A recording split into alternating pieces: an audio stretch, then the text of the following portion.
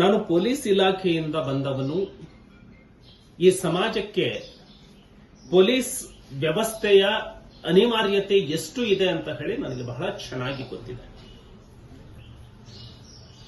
ಅದಕ್ಕೆ ಇರಬೇಕು ಶರಣರು ಹೇಳಿದ್ದು, ಬೇಲಿಯೇ ಎದ್ದು ಹೊಲ ಮೇಯ್ದಕ್ಕೆ ಶುರು ಮಾಡಿದ್ರೆ, ತಾಯಿಯ ಹಾಲು ಎದೆ ಹಾಲು ವಿಷ ಆದ್ರೆ ನಾವು ಯಾರಿಗೆ ದೂರಬೇಕು ಅಂತ ಹೇಳಿ. ಹಾರೋಗೇರಿ ಪೊಲೀಸ್ ಠಾಣೆಯಲ್ಲಿ ಭ್ರಷ್ಟಾಚಾರಕ್ಕೆ ಮಿತಿ ಇಲ್ಲ. ಹಣ ಕೊಟ್ರೆ ಏನು ಬೇಕಾದರೂ ನಡೆಯುತ್ತೆ ಅಂತ ಹೇಳಿ ಈ ಪೊಲೀಸ್ ಠಾಣೆಯಲ್ಲಿ ಇರುವಂತಹ ಠಾಣಾಧಿಕಾರಿ ವರ್ತನೆ ಮಾಡ್ತಾ ಇದ್ದಾರೆ. ಇಂತಹ ಒಬ್ಬ ಭ್ರಷ್ಟ ಅಧಿಕಾರಿಯ ವರ್ತನೆಯಿಂದ ಇಡೀ ಪೊಲೀಸ್ ಇಲಾಖೆಗೆ ಕೆಟ್ಟ ಹೆಸರು ಬರುತ್ತೆ. ಹಾಗಾಗಿ ನಾನು ಮತ್ತೆ ಸ್ಪಷ್ಟಪಡಿಸ್ತೇನೆ, ಪೊಲೀಸ್ ಇಲಾಖೆ ಕೆಟ್ಟದು ಅಂತ ಹೇಳಿ ನಾನು ಹೇಳೋದಿಲ್ಲ. ಆದರೆ ಇಲಾಖೆಯಲ್ಲಿ ಇರುವಂತಹ ಕೆಟ್ಟವರನ್ನ ಬುದ್ಧಿ ಕಲಿಸಲಿಲ್ಲ ಅಂತ ಹೇಳಿದ್ರೆ ಇಂತಹ ಕೆಟ್ಟ ಅಧಿಕಾರಿಗಳಿಂದ ಇಡೀ ಇಲಾಖೆಗೆ ಕೆಟ್ಟ ಹೆಸರು ಬರುತ್ತೆ. ತಾವೆಲ್ಲರೂ ಗಮನಿಸಿರಬಹುದು, ಒಬ್ಬ ಇನ್ಸ್ಪೆಕ್ಟರ್ ತನ್ನ ತಂದೆಯ ಶವವನ್ನ ತಂದು ಪೊಲೀಸ್ ಸ್ಟೇಷನ್ ಅಲ್ಲಿ ಇಟ್ಟು ಈ ಸಬ್ ಇನ್ಸ್ಪೆಕ್ಟರ್ನ ಹರಾಸ್ಮೆಂಟ್ ಇಂದ ನನ್ನ ತಂದೆ ಸತ್ತು ಹೋಗಿದ್ದಾರೆ ಅಂತ ಹೇಳಿ ಹೇಳ್ದ. ಅಮಾಯಕರು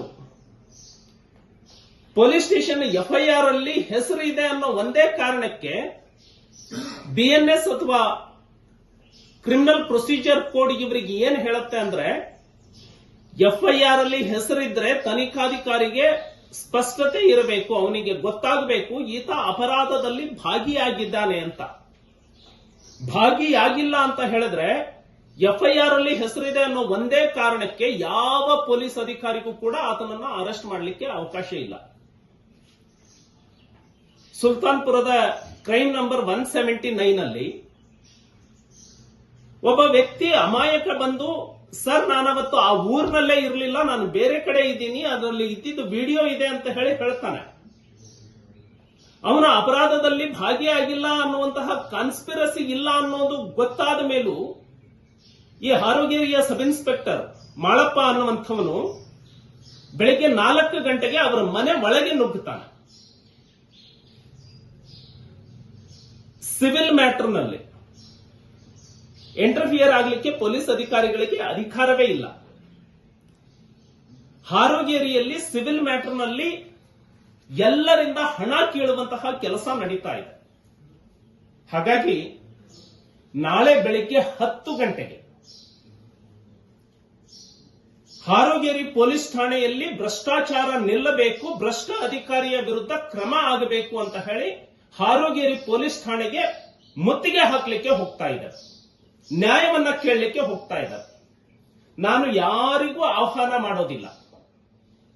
ನಾನು ಇಷ್ಟೇ ವಿನಂತಿ ಮಾಡ್ಕೊಳ್ತಾನೆ, ಕುಡಚಿ ಮತಕ್ಷೇತ್ರದಲ್ಲಿ ಇರುವಂಥವರು, ಹಾರೋಗೇರಿ ಪೊಲೀಸ್ ಠಾಣೆಯ ವ್ಯಾಪ್ತಿಯಲ್ಲಿ ಇರುವಂಥವರು, ನನಗೂ ಕೂಡ ಪೊಲೀಸರಿಂದ ಅನ್ಯಾಯ ಆಗಿದೆ ಅಂತ ಹೇಳಿ ನಿಮಗೆ ಯಾರ್ಯಾರಿಗೆ ಅನಿಸಿದೆ, ಈ ಪೊಲೀಸರಿಂದ, ಈ ಹಾರೋಗೇರಿ ಪೊಲೀಸ್ ಠಾಣೆಯ ಪೊಲೀಸರ ವರ್ತನೆಯಿಂದ ನನಗೆ ನೋವಾಗಿದೆ, ಇವರು ನನ್ನಿಂದ ಹಣ ಕಿತ್ಕೊಂಡಿದ್ದಾರೆ, ನನ್ನ ಮೇಲೆ ಅನ್ಯಾಯ ಮಾಡಿದ್ದಾರೆ ಅಂತ ಹೇಳಿ ನಿಮಗೆ ಯಾರ್ಯಾರಿಗೆ ಅನಿಸಿದೆ, ನೀವೆಲ್ಲರೂ ನಾಳೆ ಬೆಳಿಗ್ಗೆ 10 ಗಂಟೆಗೆ ಹಾರೋಗೇರಿ ಪೊಲೀಸ್ ಸ್ಟೇಷನ್ ಮುಂಭಾಗಕ್ಕೆ ಬನ್ನಿ ಅಂತ ಹೇಳಿ ಎಲ್ಲರಿಗೂ ಆಹ್ವಾನವನ್ನ ಕೊಡ್ತಾ ಇದ್ದಾರೆ. ತಪ್ಪನ್ನ ಒಪ್ಪಿಕೊಂಡು ಮೌನದಲ್ಲಿ ಇರುವಂತದ್ದು ಕೂಡ ಈ ಸಮಾಜಕ್ಕೆ ಮಾಡುವಂತಹ ದ್ರೋಹ. ನಾನು ಒಳ್ಳೆಯವನಾಗಿದ್ದರೆ ಸಾಲದು, ಅನ್ಯಾಯದ ವಿರುದ್ಧ ನಾನು ಧ್ವನಿಯನ್ನ ಎತ್ತುವಂತಹ ಶಕ್ತಿಯನ್ನ ನಾನು ಕಳ್ಕೊಂಡೆ ಅಂದ್ರೆ ನಾನು ಒಳ್ಳೆಯವನಾಗಿದ್ರು ಕೂಡ ನಾನು ಜೀವಂತ ಶವ ಇದ್ದ ಹಾಗೆ. ಹಾಗಾಗಿ ಅನ್ಯಾಯ ನಡೀತಾ ಇದೆ ಅಂತ ಹೇಳಿ ನಿಮ್ಮ ಗಮನಕ್ಕೆ ಬಂದಿದ್ದು ನೀವು ಸುಮ್ಮನೆ ಕೂತ್ರಿ ಅಂತ ಹೇಳಿದ್ರೆ ಆ ಅನ್ಯಾಯಕ್ಕೆ ನೀವು ನೀರನ್ನ ಎರಿತಾ ಇದ್ದೀರಿ, ಗೊಬ್ಬರವನ್ನ ಹಾಕ್ತಾ ಇದ್ದೀರಿ ಅಂತ ಅರ್ಥ.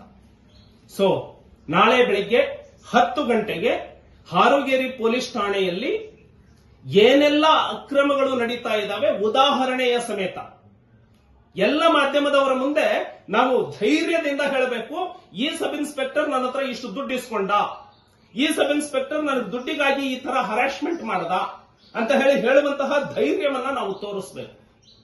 ಪ್ರಾಮಾಣಿಕತೆಗೆ, ಸಂವಿಧಾನ ನಮಗೆ ಕೊಟ್ಟಿರುವಂತಹ ಹಕ್ಕಿಗೆ, ನಮ್ಮ ರಕ್ಷಣೆಗೆ ಇರುವಂತದ್ದು ಈ ಪೊಲೀಸ್ ಇಲಾಖೆ. ನಮ್ಮನ್ನ ಹರಾಸ್ಮೆಂಟ್ ಮಾಡೋದಕ್ಕೆ ಇರುವಂತದ್ದಲ್ಲ.